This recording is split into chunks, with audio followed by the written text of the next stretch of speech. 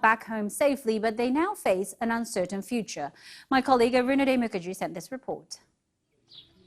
Far from the battlefield, in the central Indian state of Uttar Pradesh, 26-year-old medical student Sooraj is back home from war-torn Ukraine to the comfort of his family.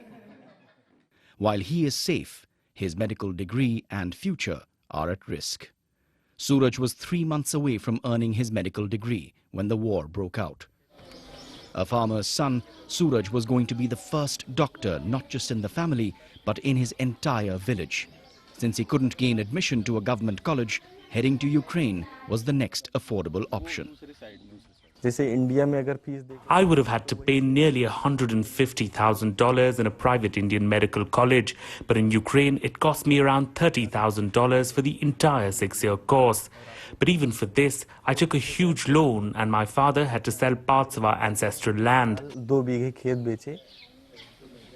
The dream of becoming a doctor for thousands of young Indians begins in small towns and villages like these. But in India, the aspirants have always far outnumbered the available vacancies at affordable government colleges. Just last year, nearly 1.5 million students had appeared for the qualifying exam, but just about 6% of them got admission. Sooraj is one of the 18,000 Indian students who chose Ukraine over India. Now he doesn't know what lies ahead and when or even if he will be able to get his degree. Medical students with a foreign degree have to clear a qualifying exam before they can practice in India. Experts say the syllabus abroad might be good, but it doesn't adequately prepare students in adapting to Indian medical practices. Between 2015 and 2018, the pass percentage was only 19%. In 2019, it sort of went up to 25%, but again, it came down to 16% in 2020. It is an unfortunate story of human resources being, in a sense, wasted.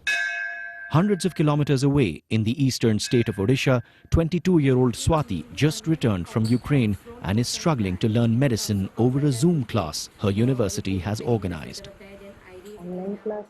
We are not physically sitting with our teachers or with our patients. How can we learn to perform a surgery online? We can't learn without getting any practical experience. Bringing Indian nationals back to safety may have been a priority, but getting them their degrees will be the next big challenge. Arunade Mukherjee, BBC News, Ayodhya, Uttar Pradesh. That's it for this edition.